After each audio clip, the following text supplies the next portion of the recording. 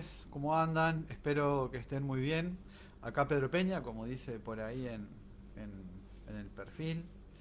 Eh, Espero bueno, que los quienes estén acompañando disfruten de este rato que vamos a pasar juntos, tratando de hablar de cosas que nos interesan. Este espacio de Facebook, esto que hacemos con mi hermano, con Carlos, que es hablar de historia y hablar de literatura, bueno, nos hemos propuesto mantener un vínculo semanal, más o menos a la misma hora y también más o menos de acuerdo a cómo nos vaya dejando hacer nuestra cotidianidad y las cosas que bueno, que se nos atraviesan, las tareas, ¿no? Pero siempre manteniendo o tratando de mantener un perfil del programa. El otro día me preguntaba a alguien si hacer este tipo de cosas, cómo nos animábamos, cómo no nos daba cosa. Y la verdad, la pregunta era en realidad cómo no nos daba vergüenza hacer este tipo de, de actividad o este tipo de propuestas así abiertas, públicas, donde comentamos libros, comentamos sucesos históricos. Eh, y bueno, yo le explicaba a esta persona, a un estudiante, que en realidad todos los docentes tenemos una vocación de comunicarnos y se supone que también tenemos algo que transmitir o que hemos estudiado para que, eh, bueno, hacer de la comunicación algo interesante para nosotros, ¿no? Y bueno, buscar temas, buscar siempre como un pretexto para estar comunicado con el otro. Ese, ese pretexto con Carlos hemos visto que es el pretexto que nos une como familia también, porque siempre estamos conversando de historia, de literatura, de las cosas y bueno, y de la vida cotidiana también atravesada por esos vectores. Entonces la verdad que no nos da vergüenza de ninguna clase, a pesar de que somos bastante rústicos en nuestras transmisiones. Ustedes verán que acá lo único que tenemos es una cámara de la computadora y un lugar desde el que transmitimos, y lo que sí buscamos que sea de mucha calidad es la propuesta en lo que tiene que ver con lo programático, digamos, ¿no? Qué cosas de qué vamos a hablar, ¿no? De qué vamos a plantearles a quienes se sumen, ¿no? Entonces me parece que ahí es donde está el fuerte de esta instancia de comunicación. Nosotros, esta sería nuestro capítulo 3 de ensamble. Hoy estoy solo, pero no está Carlos porque está reponiéndose de una gripe que por suerte importante, pero tampoco fue tan seria, ya se viene reponiendo bien, les deja saludos y para no perder la continuidad voy a ser yo solo hoy quien esté con ustedes durante un rato. ¿De qué vamos a hablar el día de hoy? Bueno, hoy vamos a hablar de varias cosas y lo primero que tengo anotado por acá en la hoja de ruta para el día de hoy, según además cómo está estipulado en lo que ustedes están viendo allí como título de la programación o como adelanto, lo primero tiene que ver con la Biblia, ¿no? Y yo en un video anterior les fui planteando algunas preguntas que son interesantes y que tienen que ver con ese libro tan trascendente y tan importante para la historia de la humanidad que es la Biblia.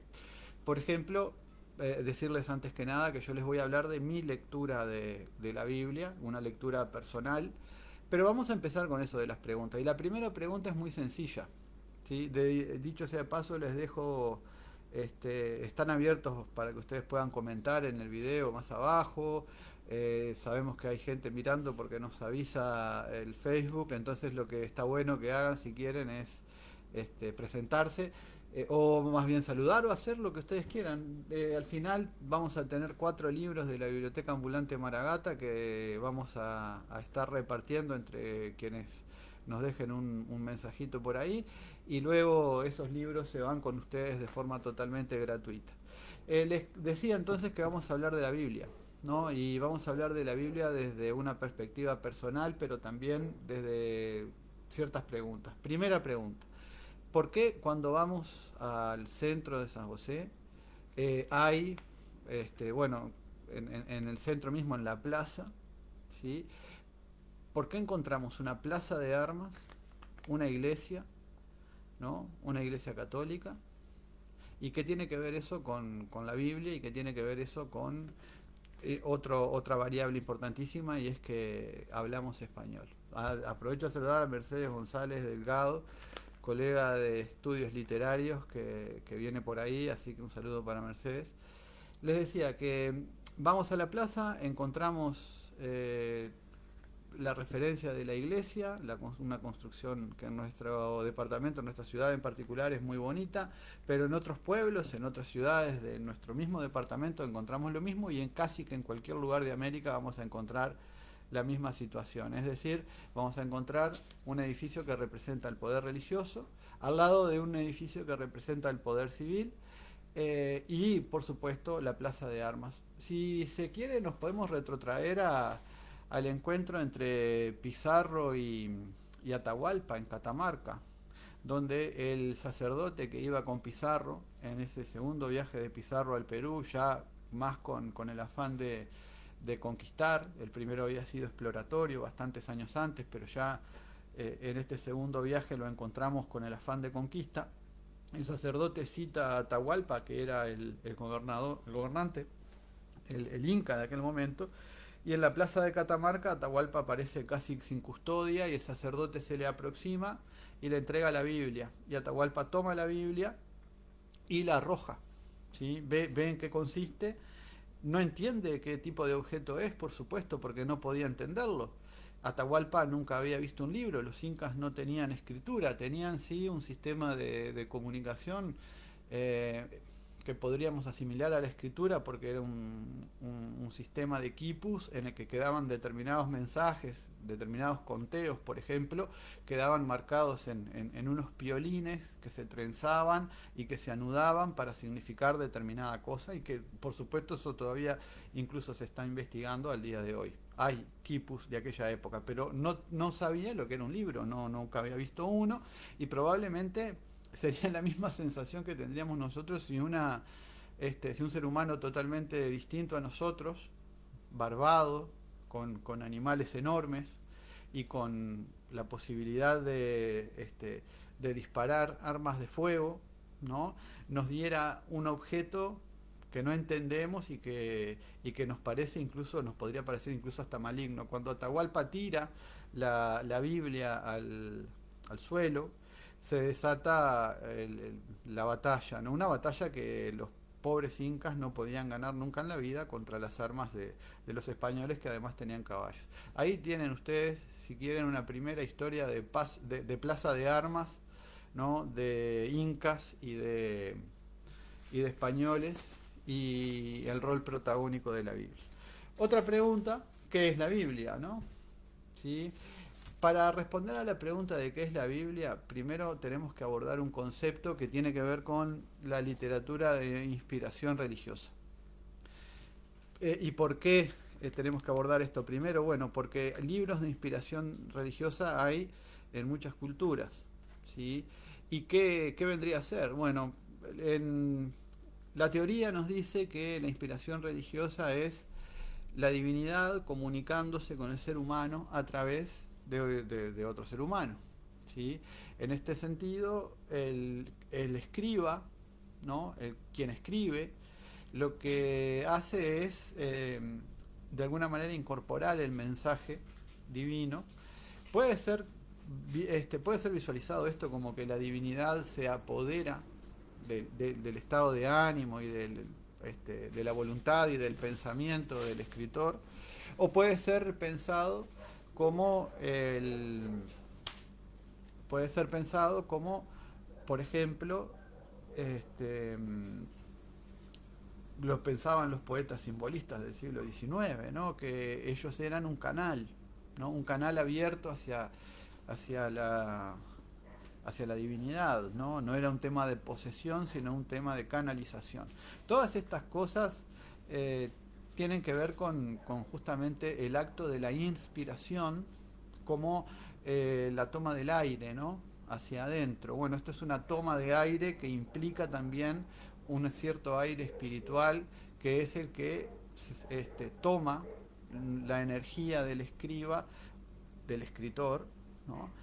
y la proyecta a lo que va a escribir. Que uno crea en eso o no es indiferente para el concepto de inspiración religiosa. Sabemos que hay libros que tienen este matiz, por ejemplo, puede ser el Corán perfectamente, algunos libros de las sagas nórdicas en su momento, podrían ser también el Popol Vuh. Ustedes saben que el Popol Vuh eh, narra la creación según la cultura maya quiché. El asunto es que hasta dónde el Popol Vuh es fiel a sí mismo no lo sabemos porque en realidad fue escrito, fue bajada la información a la escritura de los relatos orales por un sacerdote, ¿no? Entonces, bueno, el Popol Vuh hay que ver hasta dónde la formación cristiana del sacerdote que lo escribió modificó las leyendas que le contaban de la cultura maya quiché. Pero en relación a la Biblia, este concepto implica que hay un Dios, ¿sí? Es el Dios del pueblo hebreo o del pueblo de Israel, y por lo tanto es capaz de inspirar a profetas, a guías, ¿no? A jefes del pueblo que luego escribirán o tendrán sus propios profetas, ¿sí? En relación en esto de tener un profeta, por ejemplo, lo podemos ver en el libro de Nehemías, que es el libro que actualmente acabo de terminar de leer. Ustedes saben que yo estoy leyendo la Biblia y esta es otra de las cosas de las que quería hablar, esto de leer los libros completos, ¿no? Yo vengo desde hace como 4 años, desde el 2021 probablemente, leyendo la Biblia a un paso muy lento porque en el medio se van atravesando otras cosas. En un tiempo anterior, muchos años atrás, yo ya me había leído el Nuevo Testamento y por lo tanto empecé como debería empezarse, que por el Antiguo Testamento, y voy promediando el Antiguo Testamento, o sea que me estaría quedando un tercio de la Biblia para terminar de leerlo. Espero que me den los años, tengo confianza en que me den los años, pero la verdad es que es una lectura que se hace de forma lenta porque la Biblia tiene muchísima información, muchísimos personajes, si uno lo toma desde la perspectiva literaria, ¿no? Y además cada libro, no debemos olvidarnos que el término Biblia significa libros, ¿no? Y que esto tiene como muchas acepciones, que ustedes pueden todas ellas encontrarlas perfectamente en internet, ¿no? Pero significa libros, es decir, no es un libro, sino que es un conjunto de libros. Estamos hablando de que en la versión más aceptada son 46 libros del Antiguo Testamento, 27 del Nuevo Testamento. Esta cuestión de los testamentos significa alianzas, ¿sí? La antigua alianza y la nueva alianza, que es la alianza de Dios con su pueblo, con el pueblo de Israel. Vamos a ver que esta alianza tiene algunos matices, ¿no? Porque en lo que vengo leyendo en esas 600, 700, 800 páginas, ¿no? Porque la Biblia que tengo son alrededor de unas 1000 y pico de páginas. Se las muestro porque es una edición muy linda. Hay que tratar de encontrar una buena edición cuando uno está leyendo la Biblia, en el sentido de que la Biblia, por supuesto, ha sido traducida de las lenguas originales, y vaya a saber por qué caminos y qué derroteros ha llegado hasta ustedes esa Biblia que seguramente tienen en su casa. Esa es otra cosa, ¿no? Que es rara la casa que no tenga al menos una Biblia o al menos un librillo de estos que a veces reparten las congregaciones religiosas en la vía pública del Nuevo Testamento. Es decir, son historias, son personajes, son eventos que terminamos conociendo desde la infancia, ¿no? Porque fíjense que las cosas que se plantean en la Biblia son conocidísimas, ¿no? Y son fuente también de lenguaje cotidiano. La Biblia se inicia con el Génesis, ¿sí? El Génesis es un texto que para mi gusto tiene como varios altibajos, ¿no? Si ustedes leen el capítulo primero del Génesis y leen después el capítulo 2 y 3, van a ver que encierra el Génesis muchísimas contradicciones. Por lo tanto, esos capítulos en particular, lo que tenemos que decir y lo que tenemos que advertir es que no le podemos adjudicar Génesis a un solo autor. Por más que la tradición se lo adjudica a Moisés, ¿sí? La tradición adjudica a Moisés los 5 primeros libros del Antiguo Testamento, es decir, de la Biblia. Y esto es muy llamativo porque, si bien es, por supuesto, tradicionalmente lo que decimos es que el autor es Moisés, probablemente los autores hayan sido muy variados y probablemente haya habido varios autores para todos esos 5 libros, ¿no? De esos 5 libros, el primero es el Génesis, como les decía, y entonces tenemos esta dicotomía, o más bien este conflicto entre los primeros capítulos, donde se plantean ciertas contradicciones que son evidentes, ¿no? Evidentes. Sobre todo, por ejemplo, en la creación del hombre, en la creación de la mujer. El capítulo primero se cierra de una forma y el capítulo segundo y el tercero van en otro sentido. Evidentemente hay más de un autor allí. Les invito a que en todo caso ustedes mismos lo chequeen, porque es como les digo, una fuente que rompe con el pensamiento tradicional de que haya sido Moisés. Bueno, está, ya lo de Moisés ya quedó claro que es una tradición, ¿no? Y que, bueno, sí, sería importante en todo caso que este personaje lo hubiera escrito, pero a la vez, ¿sí? Sabemos que no es un solo autor. Y lo mismo pasa con otros libros, ¿no? Me gustaría referirles a algunos eventos concretos, ¿no? Yo creo que sí, que la Biblia, con todo respeto lo voy a decir esto para quienes profesan la fe, es un libro que tiene muchísimas narraciones de guerra, de sangre, de crímenes. Muchos de los personajes principales de la Biblia cometen crímenes, ¿sí? Sin ir más lejos, David, ¿no? En determinado momento David hace algo que ya aparece en la Ilíada, ¿tá? Como algo que hace Odiseo, ¿no? En determinado momento David recibe el mensaje de que esa noche cruce hasta el campo enemigo de los filisteos, que estarán dormidos, y que los mate a todos mientras ellos duermen. Y allá va David con un asesor, con un secuaz, digamos, y hace lo que Dios le manda. Y finalmente a ver, Odiseo había hecho exactamente lo mismo una de las noches de la guerra de Troya contra los troyanos, ¿no? Entonces, fíjense que en ese sentido estas crueldades están todo el tiempo eh, refiriéndose en la Biblia, y las protagonizan estas mismas personas que luego son las personas sagradas o las personas consagradas, digamos, o que tradicionalmente se los toma como los grandes héroes de la historia bíblica. A la vez de que voy leyendo la Biblia, por supuesto a mí me gusta llevar un diario, ¿no? Que quería mostrárselos también porque me parece que es una práctica de lectura que me gusta recomendarles.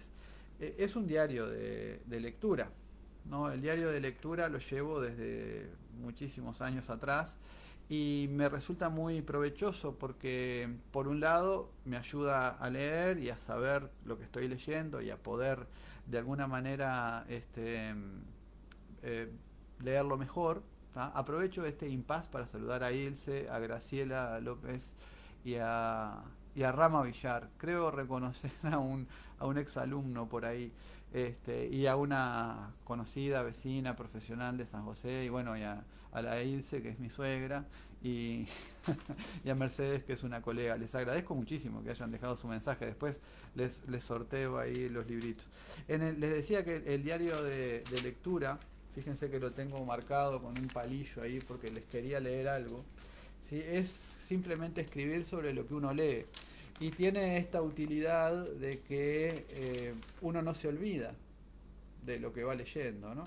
Entonces yo acá estaba leyendo, les voy a leer lo que estaba leyendo, o lo que escribí, mejor dicho, el sábado 20 de agosto de 2022, va a ser ahora 3 años, a las 11:20 de la mañana, que fue cuando me puse a escribir y que tiene que ver con la Biblia, ¿sí? tiene que ver con la Biblia porque estaba leyendo en ese momento el Deuteronomio. Apareció por ahí Leandro Taramasco, que le dejo otro abrazo. Hay un muy buen libro de cuentos de Leandro que transcurren en esta patria, y hace un par de años, o el año pasado o el otro, Leandro vino por acá, por San José, al Instituto Cultural Español a presentar su trabajo, y estuvimos compartiendo ahí un ratito. La verdad que lo pasamos bárbaro. Bueno, les leo lo que escribí en el diario de lectura, que es algo que les aconsejo a todos. Fíjense, estaba leyendo en ese momento el Deuteronomio, uno de los primeros 5 libros del Antiguo Testamento que tienen, bueno, que son considerados sagrados y fundacionales por la cultura hebrea, ¿no? Para leerlos tengo que hacer un enroque ahí, un cambio de lentes. Dice: el Deuteronomio es hasta ahora el libro bíblico más cargado de normas de los que he leído. Si bien en Éxodo viene a ser el segundo, ¿no? Después del Génesis. Si bien en Éxodo hay muchas indicaciones ritualísticas y de situaciones puntuales, así como instrucciones para el armado de los templos y tabernáculos, en Deuteronomio hay más situaciones cotidianas como referencia. Por supuesto que, vistas desde el hoy, las leyes del Deuteronomio nos sonarán totalmente inapropiadas y violentas. Veamos un ejemplo del capítulo 21 de Deuteronomio, ¿no? Cualquiera puede ir a leerlo si quiere. Y dice así el ejemplo: si habiendo hecho la guerra un integrante del pueblo de Israel se siente atraído por una mujer hermosa, puede capturarla y llevarla a su casa. Entonces le rapará la cabeza y le cortará las uñas. Durante un mes la mujer llorará a su padre y a su madre, presumiblemente muertos, pero luego deberá comportarse como una esposa, obligada hacia su marido. Su marido es el que la acaba de raptar después de haber matado en la guerra a posiblemente sus familiares, ¿no? Si después de algún tiempo o sea, el marido, ya no se sintiera, perdón, atraído por ella, puede repudiarla, pero no puede venderla. En todo caso, le dará la libertad. Y anoto después el repudio.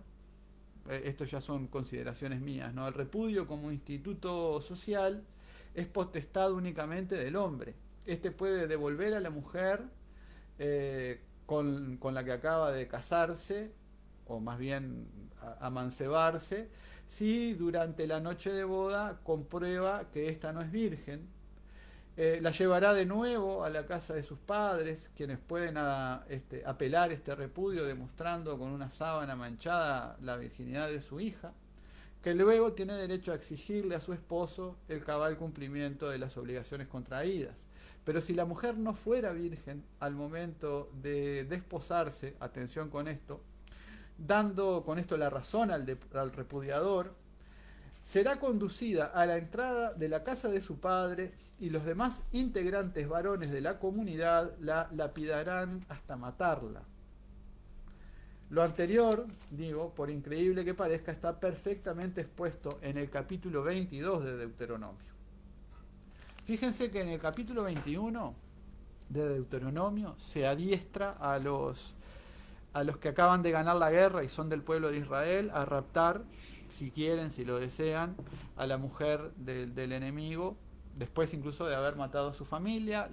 Le rapan el pelo, la dejan penando y llorando a su familia durante un mes, y después la toman, ¿no? Si la quieren repudiar después, la dejan, ¿sí? Pueden dejarla libremente. Y si llegaran a casarse entre gente del pueblo de Israel, por supuesto que pueden repudiar a su esposa en el caso de que no sea virgen, y si no es virgen y se comprueba, la pena, digamos, es la muerte. ¿Y quiénes la van a matar? ¿Y con qué mecanismo? Bueno, la van a lapidar en la puerta de la casa de su padre, bueno, y lo harán los varones de la comunidad.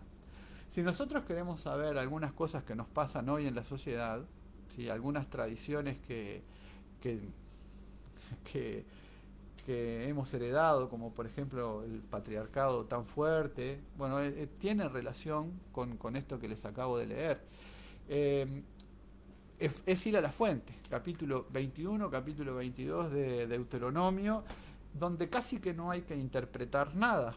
Es decir, acá lo que vemos es el abuso, posiblemente, si ustedes quieren, por supuesto que en otro contexto, pero es algo que quedó en, en, en la sociedad, ¿no? Y el hombre como dueño del cuerpo de la mujer, de la virginidad de la mujer, con esa aspiración.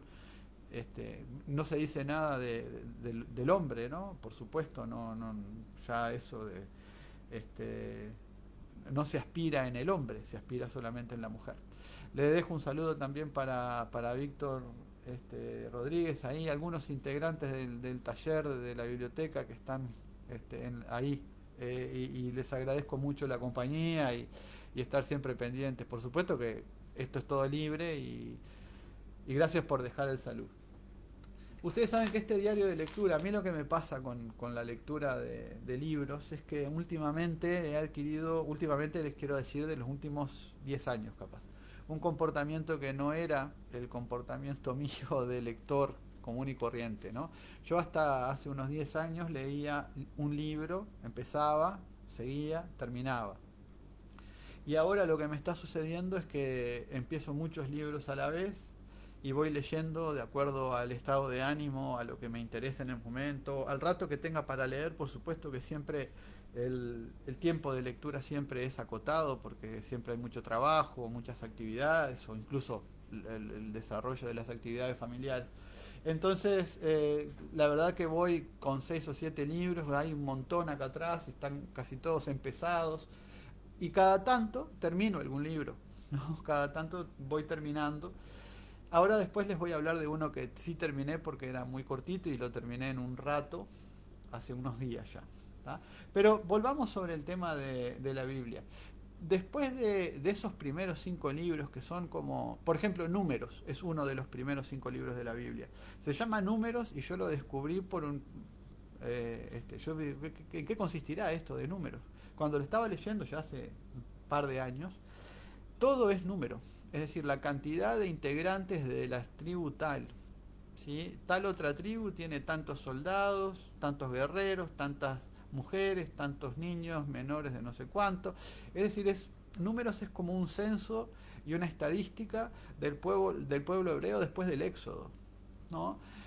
Deuteronomio es más legal, el Levítico tiene más que ver con los rituales, pero después de esos 5 libros que se complementan con el Génesis, es decir, estamos hablando del Génesis, del Éxodo, del Levítico, de Números y de Deuteronomio, vienen otros libros distintos, ¿sí? Por ejemplo, muchos libros que llevan por título el nombre o del personaje principal o del profeta que ha escrito, al que se le atribuyen esas historias, ¿no?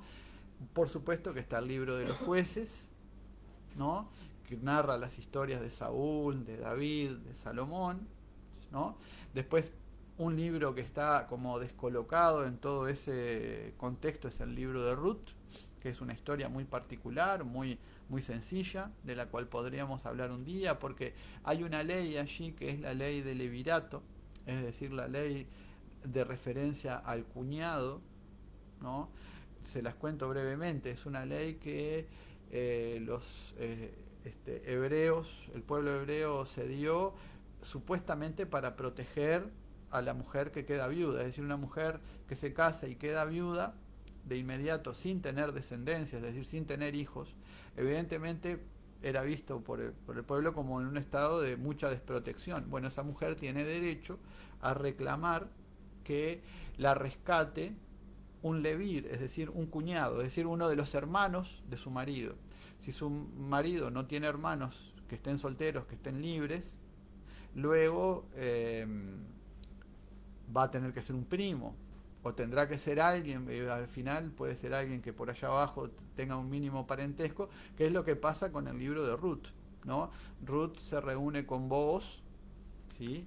Que es un hombre muy mayor, más mayor que ella, y bueno, y congenian y etcétera, pero los invito a leerlo el libro de Ruth porque es de los libros más cortitos que hay en la Biblia.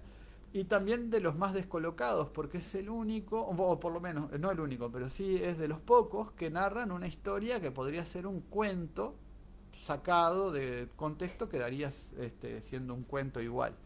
El resto de los libros, por ejemplo, últimamente Nehemías y Esdras, ¿no? Que son los que he estado leyendo últimamente en el orden en el que aparece en la Biblia. En Esdras, por ejemplo, Esdras es un profeta. Y el libro de Esdras y el libro de Nehemías hay que leerlos juntos, digamos, hay que leerlos en el orden en el que aparecen allí. ¿Por qué? Porque Esdras es el profeta de Nehemías, ¿no? Nehemías es adivinamos que es alguien que pertenece a una familia más o menos importante, de las que está en cautiverio cuando los persas eh, invadieron Jerusalén y se llevaron esclavizado al pueblo. Nehemías convence a Artajerjes, que es el gobernante persa de la época, estos conocidos que todos hemos oído nombrar o en películas o mismo en libros o en las leyendas griegas, los mitos griegos, mitos no, más bien en la historiografía griega, en Herodoto, por ejemplo, aparece. A propósito, un día hablaremos de los 9 libros de la historia de Herodoto. Pero bueno, sin irme por las ramas, Esdras, por ejemplo, y Nehemías operan juntos, ¿no? Y Nehemías convence a Artajerjes de que lo deje volver a Jerusalén y no sé qué le habrá dicho, pero lo convence, lo deja ir con algunos parientes. Nehemías llega y Esdras, su profeta, digamos, llegan a Jerusalén y se proponen reconstruir las murallas, ¿no? La muralla que hasta el día de hoy eh, puede apreciarse algún fragmento muy pequeño. Bueno, esa es la que construyeron Nehemías y Esdras y por supuesto otros hombres de aquella época, la que construyeron al volver a Jerusalén. El asunto es que se narra allí también cómo el pueblo sistemáticamente traiciona a Jehová, ¿sí? O a Yahvé, o a lo que podríamos denominar el Dios verdadero. Esta traición sistemática eh, hace que cada pocos libros Dios castigue al pueblo, a veces en el mismo libro varias veces, ¿no? Esos castigos son siempre castigos mortales o de pestes, mueren niños, o sea, estamos hablando de un Dios con características muy distintas al Dios que después nos vamos a encontrar en el Nuevo Testamento. ¿Sí? Un Dios de la piedad, un Dios de la misericordia. Bueno, en este caso, en algún momento hace alguna breve referencia a la capacidad que podría tener Dios de perdonar las ofensas, pero a Dios lo que más le disgusta es que se adore a otros dioses, ¿sí? A Jehová o a Yahvé, que son los nombres de... Hay más, ¿no? Pero son los nombres más comunes de Dios en la Biblia. Le molesta, por ejemplo, el culto a Baal, ¿no? El dios toro, el dios simbolizado por un toro y que se le sacrifique a Baal. Lo que pasa es que habría que entender que el pueblo hebreo en aquella época, en aquella época digo, en los 1000 años que hay entre Moisés y esto que les estoy contando de Nehemías, ¿no? 1000 años por lo menos de distancia, el pueblo venía de Egipto, de una cultura politeísta, ¿no? Se había olvidado del pacto de Abraham, que fue anterior, por supuesto, y que había prometido adorar a un solo Dios, y bueno, inmerso en el politeísmo, suponemos que habrá adquirido comportamientos politeístas, o por lo menos habrá adorado a otros dioses. Hasta que viene de nuevo esta alianza, pero la quiebran todo el tiempo. ¿Sí? Se distraen los gobernantes, los profetas, y el pueblo ya queda adorando persistentemente a otros dioses que no son el Dios verdadero. Acto seguido, Dios habla con el gobernante y dice, mira, ahora voy a castigar o voy a enviar a que tu pueblo perezca a manos de los filisteos, o vendrán los moabitas y los liquidarán, ¿sí? O les mandaré una peste y se morirán todos, los picarán las víboras. Ha habido una serie de castigos brutales por los cuales han perecido un montón de personas, ¿no? Entonces fíjense que ese castigo es seguido de una renovación de la alianza, ¿no? Es como lo que es necesario hacer cada vez que la alianza se rompe. Por supuesto que el cristianismo después dirá que la renovación final de la alianza tiene que ver con la presencia de Jesús. Ese es la nueva alianza, el Nuevo Testamento, ¿no? La, la nueva noticia, ¿no? Bueno, en este libro, o mejor dicho, en este cuaderno donde hago los apuntes de las cosas que voy leyendo de forma muy poco sistemática, no es que esté leyendo y que enseguida me ponga a escribir, por allá me acuerdo de que tengo que hacerlo y voy y lo hago. También hay otros libros, por supuesto.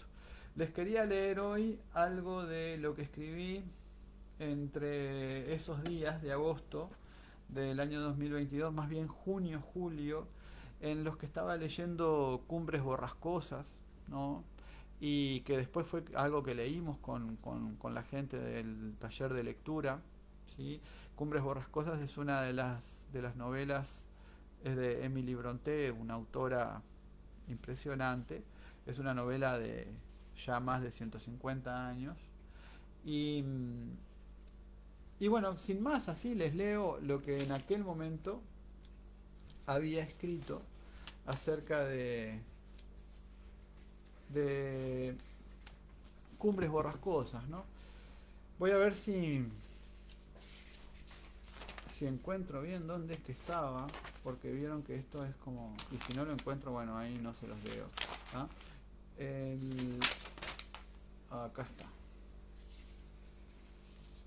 ¿Sí? Esto que les voy a leer pertenece al a julio, ¿sí?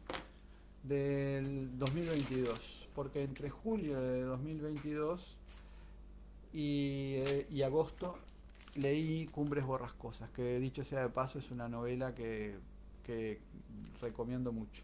La primera entrada en mi diario acerca de Cumbres Borrascosas pertenece al domingo 17 de julio de 2022 a las 8:39. Estamos hablando hace 3 años. Ahora hace unos días hizo 3 años de esto que escribí y que les voy a leer ahora. A las 10:51, ¿no? Es decir, desde a las 8:39 empecé a escribir, a las 10:51, 2 horas después, volví a escribir sobre Cumbres Borrascosas y puse esto. Haré aquí la primera entrada referente a Cumbres Borrascosas de Emily Brontë. He quedado fascinado desde el principio. Me tengo que cambiar los lentes porque no. Ahora sí. He quedado fascinado desde el principio, aunque luego esa fascinación inicial, perdón, ha atravesado por diferentes fases. Admiración, regocijo, entusiasmo y muy pocas veces algo que podríamos llegar a llamar desilusión. Los personajes de Catalina y de Heathcliff son los principales de Cumbres Borrascosas, ¿no? Así como el de Leanna Dean y el mismo Linton, no dejan de resultarme sumamente atractivos y humanos, por más que los atraviese el espíritu romántico, según dice la crítica. Es decir, que Cumbres Borrascosas es una novela, vieron que acá saltamos de un lado al otro, ¿no? Ya avanzamos, nos vamos al año, a mediados del 1800, ¿no?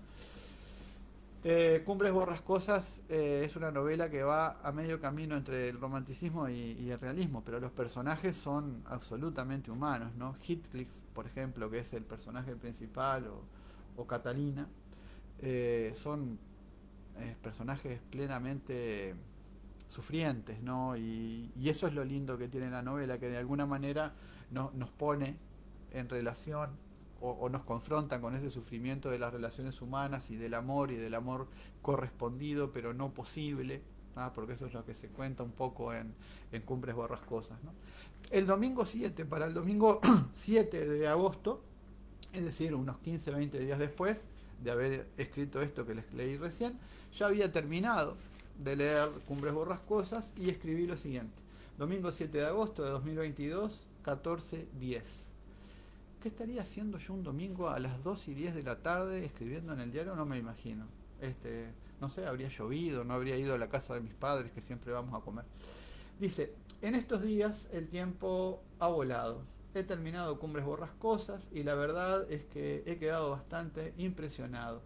Es una proeza narrativa escrita por una autora de inusitada juventud y que seguramente merecía otro destino. Otro destino me refiero a la autora, ¿no? Pongámonos un poco en la piel de Emily Brontë. Acaba de publicar, esto es un ejercicio de imaginación que hago, ¿no? Después de haber leído su libro, ¿no? Acaba de publicar su novela y esta no es muy bien recibida. Por el contrario, la crítica literaria del momento la recepciona con frialdad y un poco confundida por sus aspectos estructurales más innovadores, ¿no? La polifonía de narradores, el sistema de relatos incrustados en otros relatos, o relatos metadiegéticos, o relatos como cajas chinas, digamos, y ciertas idas y vueltas temporales que pueden confundir al desprevenido lector, ¿sí? Pero al desprevenido lector del siglo XIX, no van a confundirlos a ustedes, que son lectores del siglo XXI y que ya están muy acostumbrados a este tipo de procedimientos, que por supuesto existían, pero no eran tan comunes, eran más comunes las narraciones lineales, ¿no? Bueno, dice, no es que estas cosas sean estrictamente nuevas, ¿no? Muchas de ellas pueden verse en otra novela escrita por una mujer, es decir, todas esas innovaciones se pueden ver en otra novela escrita por una mujer, Frankenstein, de Mary Shelley, publicada 30 años antes, que por supuesto recomendamos, ¿no? Ya hablaremos en algún momento de Frankenstein, que también leímos en el taller de lectura. Además, digo, Emily está enferma. De hecho, morirá al año siguiente de la publicación de su libro, antes o después de llegar a sus 30 años. No creo que las noticias de su novela, que no tuvo éxito y que además no publicó con su nombre, sino bajo un seudónimo masculino, como también publicaba su hermana Charlotte Brontë, le hayan traído algún alivio a sus últimos días. Tal vez haya sucedido lo contrario. Fíjense que una novela excepcional. Les digo que Emily Brontë pasó a mi top 10 de libros de todas las épocas directo. ¿Sí? No sé a cuál habrá desplazado. Al Quijote por supuesto que no. Al Señor de los Anillos tampoco. A Frankenstein tampoco la desplazó. Pero sí, capaz que desplazó alguna de Tolstoy. No sé. Alguna se ve que desplazó y entró directo al top 10, pero cuando la publicó Emily Brontë, que estaba enferma, no pudo disfrutar de nada, no conoció su éxito, no supo que después se harían un par de películas, que su libro se editaría y sería uno de los más editados en la historia de la literatura inglesa, ¿no? Una de las consideradas mejores y para muchos la mejor novela escrita en lengua inglesa. Entonces, y además que compitiendo en esa época con Dickens, por ejemplo, es un poquito anterior. Pero fíjense que, bueno, no disfrutó de nada de eso porque estando enferma, habiendo publicado la novela con un seudónimo de manera que nadie supiera que era ella, además la crítica que podría averiguar que le llegaba, esa crítica, por supuesto, fue negativa. ¿tá? Entonces, ¿cuántas cosas hay en la vida de una persona que, como esta, ¿no? En definitiva, una historia que se repite mucho en las vidas de los escritores e incluso de los artistas, ¿no? Artistas que se vuelven exitosos después de su fallecimiento y que su éxito jamás podría haber sido imaginado ni pensado. Otros, si ustedes quieren, que pueden meter en esa lista de muy conocidos, por supuesto que es Kafka, pero otro es Becker, ¿no? Becker murió a los 34 años, una cosa así, y su obra debió esperar 20 años más para revalorizarse y después adquirir el valor de escritor canónico que tiene hoy para la literatura española, ¿no?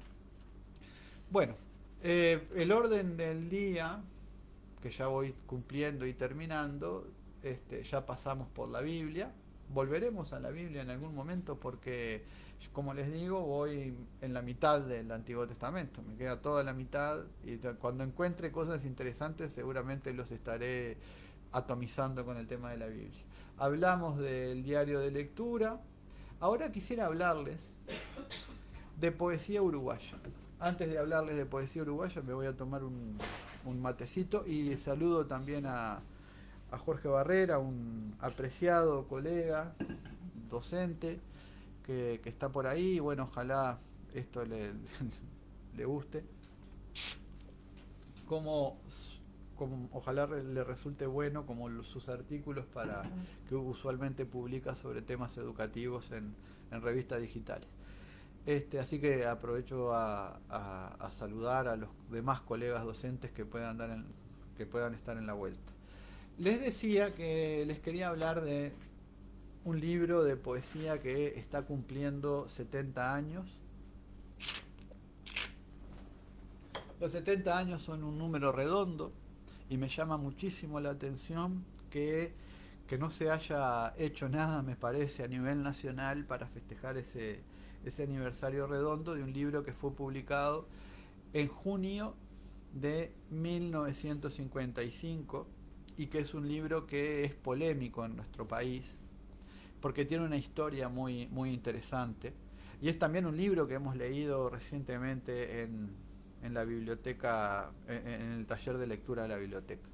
Fíjense que el libro del que les estoy hablando se llama Tata Vizcacha, ahí ustedes pueden ver el nombre de su autor también, Washington Benavides. Por supuesto que todo el mundo conoce a Washington Benavides, composiciones de corte folclórico, como un jazmín del país, por ejemplo. Yo que sé, hay un montón. Después, si quieren, en los comentarios ustedes pueden dejar en una lista del cancionero de Washington Benavides, que es muy amplio, y que fue un profesor de literatura de Tacuarembó, que vivió gran parte de su carrera como docente en, en Tacuarembó, formó y estimuló grupos de creación artística y musical.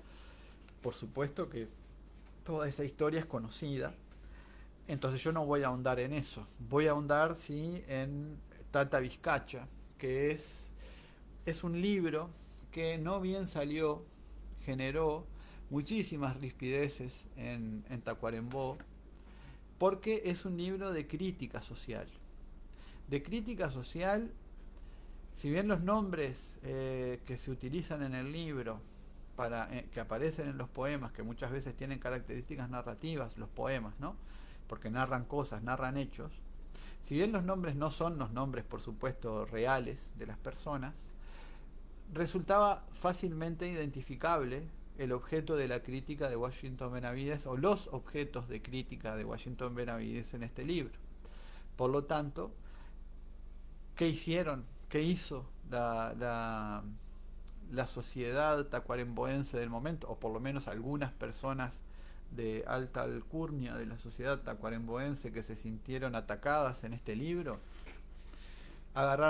Compraron todos los libros que pudieron en las librerías de Tacuarembó donde se vendía, lo llevaron para la plaza 19 de abril, hicieron una pira y quemaron los libros, ¿sí? Washington Benavides demoró 30 años en contar esto. Por supuesto que hay testigos y se conoce y eso hoy por hoy es un hecho muy conocido, muy doloroso y a la vez muy conocido de la literatura uruguaya, lo que pasó con Tata Vizcacha. Y fíjense que a pocos metros de la comisaría, a pocos metros de la iglesia, se produjo en 1955 una quema de libros al mejor estilo de todas las culturas autoritarias, o mejor dicho, todos los regímenes totalitarios que han toda la vida han quemado libros, ¿no? Siempre el libro es el libro o el intelectual o la canción o el producto artístico son objeto del castigo, objeto de muerte incluso. Bueno, en este caso lo que quisieron matar fue la obra, ¿no? Acá la imprenta en la que se publicó Tata Vizcacha, Coitiño y compañía, ¿sí? Por el número de teléfono me imagino, por supuesto es una imprenta tacuaremboense. la publicó hace 70 años y de inmediato fue quemado. Este libro fue editado nuevamente en 2012, se demoró muchísimo en editarlo. Este, en particular, este ejemplar, llegó a mis manos a través de los oficios de la profesora Adriana Viña, que le agradezco un montón. El año pasado Gerardo Caetano presentó junto a Andrés Aspiros un libro sobre la hija de José Valle y Ordóñez, un hermosísimo libro que me tocó leer y que además presenté. Y justo en esa presentación, cuando voy a hablar con Adriana, tenían unos libros que querían entregar y a mí me querían entregar que tiene un valor impresionante, ¿no? A ellos les había llegado mediante una donación y yo les prometí que lo iba a atesorar y cuidar. Y entonces, por supuesto, ellos me lo dieron. La verdad que es un libro que si uno lo lee hoy, ¿tá? Hasta hoy tiene una vigencia impresionante. ¿Sí? Les quería leer yo dos poemitas, ¿no? Dos poemas que son poemas, pero a la vez refieren a personajes del pueblo, de cualquier pueblo, en aquel caso de Tacuarembó, pero ustedes pueden encontrar estos personajes, me imagino, que aquí también, en cualquier pueblo chico, hay seres acomodaticios. Antes de leerles nada, por supuesto, la referencia al Tata Vizcacha es una referencia al Martín Fierro de José Hernández, ¿no? Vizcacha es aquel viejo que cría o asesora o que mantiene un tiempo a uno de los hijos de Martín Fierro, ¿no? Ustedes saben que la historia de Martín Fierro, que es muy cruel, él debe dejar su rancho, cuando vuelve de la leva se encuentra que no está nadie, ni su mujer, ni sus hijos, ni nada, solamente el gato. Eso es en el primer libro de Martín Fierro, en la ida, pero en la vuelta de Martín Fierro, uno de los hijos de Martín Fierro narra su historia, ¿no? Narra lo que le pasó a él ante la desprotección que vivía al estar sin padre. Y una de las cosas que le pasó es que en determinado momento fue criado, fue sostenido, digamos, por Vizcacha, que era un personaje de una moral muy acomodaticia, ¿sí? Con unos dichos muy, como eso de arrimarse siempre al poder, etcétera, etcétera. ¿Ah? De hecho, cada uno de los poemas de Tata Vizcacha de Washington Benavides tiene un acápite, digamos, una cita tomada del Martín Fierro de José Hernández, justamente de esos cantos de la segunda parte donde aparece este personaje de moral tan cuestionable. Entonces aplica Washington Benavides este pensamiento de la moralidad acomodaticia, ¿no? Como quien dice algo así como, bueno, estos son mis principios, si a usted no le gustan, tengo otros, ¿no? Algo que funciona tipo chiste, pero que de alguna manera pinta estos personajes. Y entonces el tercer poema del libro, el acápite es: hacete amigo del juez, no le des de qué quejarse. ¿Ah? Y por supuesto, esto es tomado del Martín Fierro. Pero después veamos lo que dice Washington Benavides en este poema y a quién ataca, ¿no? Dice: Feliciano Valiente, director del ilustre periódico local, decano de la prensa silvestre, paladín de no sé qué. La voz, que algún irónico llamó después la voz del mostrador, inició su campaña pro mejoras de los pueblos de ratas, que ponían negros remiendos a los puros campos de Tacuarembó, como maldijo el loro responsable en el editorial y a grandes títulos.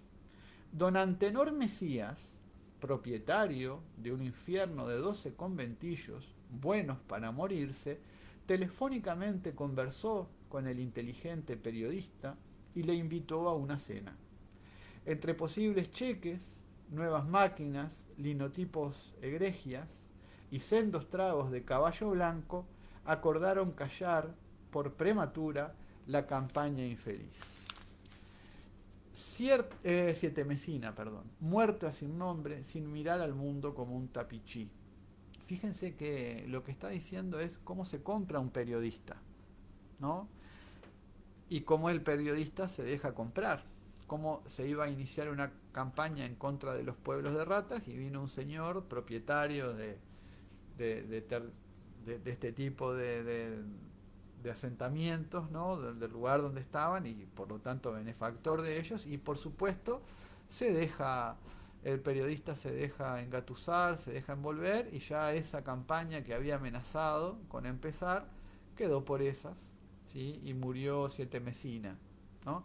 Todo el libro es así, ¿sí? Hay otro poema muy bonito que tiene que ver, bueno, cada uno de estos poemas está dirigido a personajes, ¿no? Heraclio Cabral, Martín Espino. Martín Espino es un poeta. Creo que les voy a leer la semblanza de un poeta de pueblo con todo lo que eso quiere decir, ¿no? Fíjense, nunca escapa el cimarrón si dispara por la loma. Esa es el acápite de José Hernández. Y el poema de Washington Benavides dice, Martín Espino, adolescente lleno de amor, poeta desde lejos, desde su infancia casi. Martín, le dolían las piedras de la calle, como el corazón y aún más. Quería saberlo todo y amarlo todo. Martín Espino, poeta con los zapatos rotos y el alma nueva, se lastimaba mucho por conocer al mundo de los hombres y huyó a la sierra en busca de lo elemental. Lo trajo el hambre y un guardia civil. Se fue a la capital a publicar sus versos con más amor adentro que sílabas contadas. No quisieron, no lo dejaron publicar su obra en las editoriales de éxitos extranjeros o poetas que pagan los versos que publican. No entró en ninguna rueda, no acarició a los críticos, no pidió favores, guardó los versos en su vieja cartera y se volvió a su aire rural en un Ford de bigote, con polvo y con fragor. Martín Espino hablaba en sus poemas de los iguales. Nadie supo que hablaba de los hombres. Dijeron, tiene un viento de revolución, hay que manearlo, hay que cerrarle el paso. ¿Quién sabe dónde va? Hay que tapiar su casa. Pero si no la tiene, hay que morderlo sobre el corazón. Ya no puede escaparse. Lo han mordido. Ya no escribe poemas. Martín Espino. Es muy emocionante, ¿no? Porque siempre el artista en los pueblos y en las ciudades pequeñas, también en las grandes me imagino, el artista siempre es visto como un ser raro, ¿no? Como una rareza. ¿Qué es el artista, ¿no? Esa emotividad que nos perturba, porque nos pone en relación con nuestra propia emotividad. Entonces, un futuro cantante o alguien que quiere ser artista, digo, nos pasa hoy mismo cuando escuchamos que nuestros hijos quieren ser artistas, ¿no? Bueno, a mí me encanta, por supuesto. A mí no me mueve, sé que van a ser felices, ¿no? Pero hay mucho prejuicio al respecto y la verdad que como lo plantea Washington Benavides con esa poética esencial digamos que incluso conectada o conectando tanto lo citadino como lo rural, es fenomenal, ¿no? Bueno, Tata Vizcacha, esta edición histórica es uno de los libros que más atesoro, lo tengo en un sobre de papel manila, custodiado a su vez por otros libros que para que no se me aje, para que no se me rompa, para que, bueno, pero por supuesto que hay otra edición de 2012 y bueno, no sé si incluso no estará en PDF y entonces tal vez se puede acceder a la lectura completa de un librazo, ¿no? Debe ser de los mejores y libros de poesía de la historia de nuestra literatura y sí o sí de los que tienen una mayor historia, ¿no? Bien, ya cumplimos con todo el orden del día. Lo único que me queda es el sorteo de 4 libros de la Biblioteca Ambulante Maragata, Martín Pino Clara, que los tengo por acá y lo voy a hacer rapidito porque no los quiero aburrir. Ya llevamos una hora de conversación, o más que de conversación, de monólogo, pero aún así ustedes han mandado sus mensajes y ahí coincido con Mercedes González, González de Grado, que dice, colega también y poeta, por cierto, que dice tremendo. Y bueno, me imagino que hará referencia a lo que leímos recién de Washington Benavides. Bueno, el procedimiento para los libros es de una absoluta sencillez. El que quiera un libro me manda un mensaje vía este, el Messenger de Facebook, y los libros que están disponibles son cuatro. ¿Tá? Voy a empezar por este, que me parece un libro que para el que es gustoso de esta temática le puede gustar, seguramente le va a gustar tenerlo, que es Buitres, de la biografía oficial, escrita, bueno, biografía oficial a los 25 años, no sé cuántos años llevan los Buitres, tal vez lleven 30, bueno, pero a los 25 años, Daniel Figares escribió como homenaje a este libro. Por supuesto, el libro tiene mucha historia de los buitres, de sus tiene también alguna entrevista o alguna me imagino que algunas opiniones de los propios integrantes, y tiene fotos, ¿no? Ustedes saben que esta banda supuestamente tiene, yo no conozco del todo porque no soy muy de los buitres, o sea, los escucho y me gustan, pero no es tampoco no soy como para quedarme con el libro, digamos. Aparte es un libro de, ustedes ven aquí, la Biblioteca Ambulante Maragata, Martín Pino Clara. Este libro tiene que ir a alguno de ustedes. El que lo quiera me manda un mensaje vía Messenger, se lo puede llevar. Me tiene que dejar una dirección o un lugar donde quiera que se lo arrime, por supuesto. Después tenemos el libro de Darwin Desbocati. Yo Darwin, Teoría de la desgracia circular irreversible. Esta es una segunda edición, además se ve que de editorial sudamericana, el anterior era de Planeta, se ve que ha tenido cierto éxito. También es un libro de la Biblioteca Ambulante en Maragata y está para... Me imagino que esto tendrá mucho humor, supongo yo, el humor al estilo de este personaje que tenemos allí. Una autora argentina, Graciela Mochkowski, ¿sí? Pecado original, se llama el libro, Clarín y los Kirchner, perdón, Clarín, los Kirchner y la lucha por el poder. Yo creo, imagino, que acá se explora, porque este no lo leí, los otros tampoco, digo, no los he leído, el que he leído es uno que está acá que va a quedar para lo último. Este, este libro me imagino que explorará las relaciones del grupo Clarín con el poder y la crítica a los Kirchner. Bueno, no sé bien cómo es la cosa, pero esto todo en la época pre-Milei, así que imagino que ya les habrá cambiado mucho el mundo a los argentinos, pero aún así parece ser interesantísimo porque siempre explorar la relación entre el poder y, y los medios de prensa. Fíjense que en Tata Vizcacha acabamos de leer un poema acerca de eso mismo. Y finalmente el último libro que tengo para ofrecerles es un libro de Seis Barral, La Biblioteca Breve, Medias Verdades, de Jaime Clara. Está en la Biblioteca Ambulante desde hace unos meses y es un libro de un autor de San José. Jaime Clara es un periodista muy conocido, está en un informativo, está en un programa de radio, en una radio, hace como muchas funciones periodísticas, es también ilustrador y escribe este libro que yo, si no recuerdo mal, tiene muchas historias que transcurren en San José, ¿sí? Y incluso hay una que a mí me gustó mucho y después que la conversé con él y por supuesto no puedo revelar mucha cosa de ella, que es sobre un maestro de Jaime, que le hizo la vida imposible al pobre Jaime y del que él se venga en uno de los relatos que hay aquí. Por supuesto que en términos literarios, ¿no? Estos cuatro libros, Medias Verdades de Jaime Clara, Pecado Original, la cuestión esta de Clarín y los Kirchner, el libro de Darwin Desbocati y el libro de los buitres están a disposición de quienes quieran enviar un mensaje.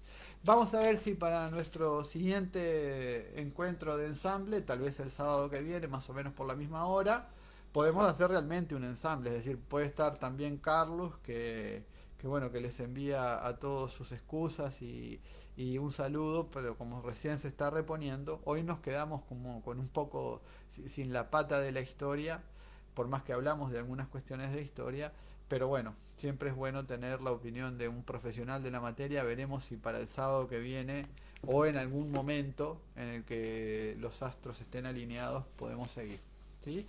Les mando a todos un abrazo grande, un saludo afectuoso y espero que no les haya resultado demasiado pesado o pesada esta instancia de comunicación, porque la idea es ir mejorando, pero sobre todo seamos los que seamos, 6 7 10 15 20 700 ser, conversar, ver qué opinan ustedes.